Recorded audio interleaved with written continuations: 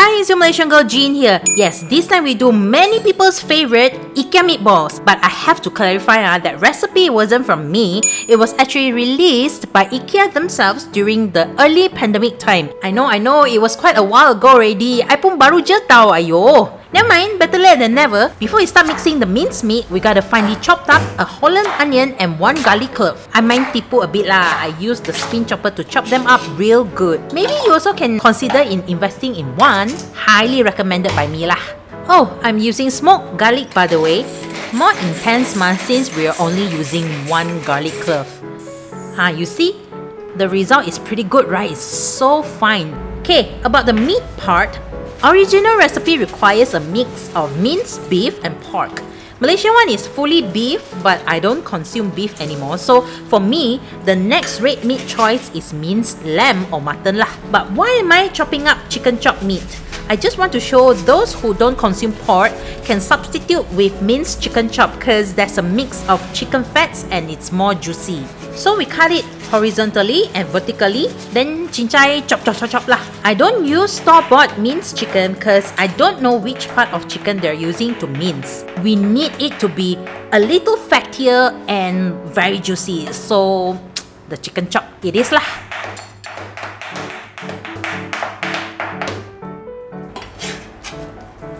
Okay, time to do the meat mix already. Wow, see the minced lamb price boleh tahan ah. This one I got it from Ben's lah.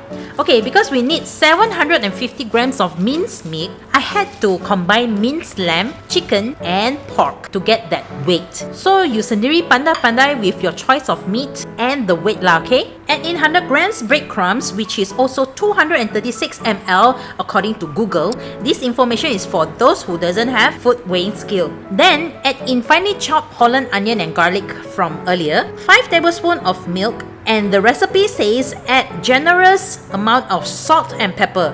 Siawan, but to be honest, I follow lah. So I put 2 teaspoons of salt and a generous amount of black pepper powder. Turn out it's actually okay lah.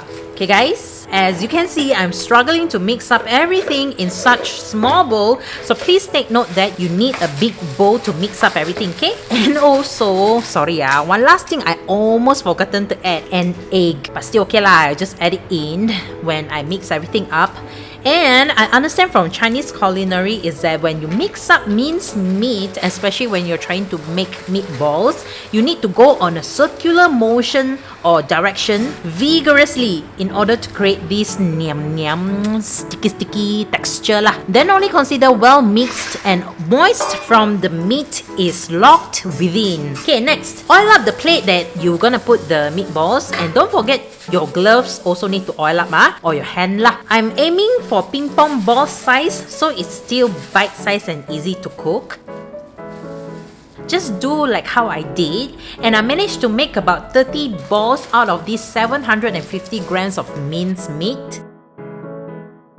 Nah, give you a close-up look of my meatball. Pretty, right? Okay. I cover it with cling wrap, then freeze it for at least 2 hours according to the recipe lah, okay? So it holds its shape when we pan fry it later. While waiting for the meatballs to freeze, let's do the sides. Mashed potato first. I highly recommend to use russet potatoes here. 1 potato for 1 person lah, okay? 2 person 2 potatoes lo. Cut them into cubes. By the way, this one is my own recipe, okay? Not IKEA one. I'm also putting in 1 garlic clove for this mashed potato, okay? This is like giving a bit of hint of that, garlicky aroma. Just hint lah.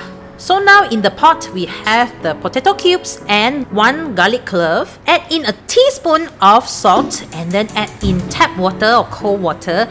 Baru we heat up the stove to cook it. Make sure the potatoes are fully submerged in the water and follow exactly how I did it so the potatoes cook fast and even, okay? After 5 minutes, check your potatoes by breaking it. If it's hard to break it, give it another 3 more minutes to cook.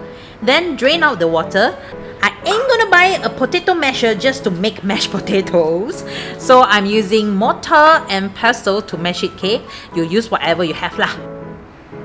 I'm tasting my mashed potato at this point lah. It's already very sedap, Okay, lalai, just a few more steps to make the mashed potato. Add 50 ml of heavy cream or cooking cream and about 20 grams, a small cube of butter with some black pepper and mix them well. You need to taste it to check if it's okay? Mine needs a bit more salt. Then it's done. Bring the whole thing to cook sekejap if you prefer it to be drier. Mine is ngam okay liao. Okay, now side dish number 2. Just boil a pot of water, add a teaspoon of salt and a tablespoon of oil. I use sesame seed oil so it's more aromatic like that lah. And blanch, clean and cut broccoli for 40 seconds. Guys, don't blanch too long or else we will lose its crunch and nutrients, okay? Okay, now side dish number 2 also done liao. Let's pan fry the meatballs. You know the recipe says to use 40 grams of butter for the cream. I'm using it here with a little bit extra vegetable oil to fry the meatball. Now you just need to brown, or shall I say with my term, goldenankan the surface of the meatballs only. You don't really have to make sure it's cooked at this stage lah. So you make sure you keep an eye on all the meatballs and keep turning them around so all the surface is covered. I mean pan fried. So when your task at this stage is done, you just need to take the meatballs out from the pan straight into, for me, air fryer basket. The recipe did say that you need to put in oven to further cook it, but come on, I'm an air fryer person. Of course, I dahaka and put in air fryer instead, okay? So, it's 180 degrees Celsius for 9 or 10 minutes, yeah? Okay, while you wait for it to air fry, you can actually make the sauce. But I just show you when the meatballs are done, it's like this, okay? Okay, to make the sauce, we need to add 40 grams of flour straight into the oil. I mean the pan with the oil that we fried the meatballs earlier. Oh, again, if you don't have food weighing scale, it's 75.8 ml according to Google sendiri agak-agak, okay? Then add 300 ml of stock. I'm using store-bought chicken stock, Campbell brand one lah, supermarket got. Then 150 ml cooking cream, 2 teaspoons of soy sauce and 1 teaspoon of Dijon mustard. I'm using IKEA punya mustard lah. Actually, I feel it was super thick, so I did add a bit more chicken stock, but it wasn't salty enough after that, so I added 1 more tablespoon of soy sauce. This kind of thing you sendiri pandai-pandai agak here and there, taste and then season accordingly lah, okay? Okay, if you're worrying about those burnt chunks in my cream from frying the meatballs earlier kan, don't worry, just sieve it or filter out with a colander. That's all. The cream will be creamy and smooth without those debris lah, don't worry about it. Okay, so this is my final look, the presentation of this IKEA meatball. Not bad, right? It is a complete meal and it does look somewhat better than IKEA. I mean the presentation lah. I gotta have the yellow mustard and lingonberry jam too. Those things I bought from IKEA je.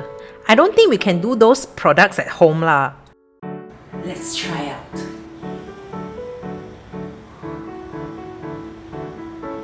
Actually for me lah, it's the jam that got me like really into this IKEA meatballs.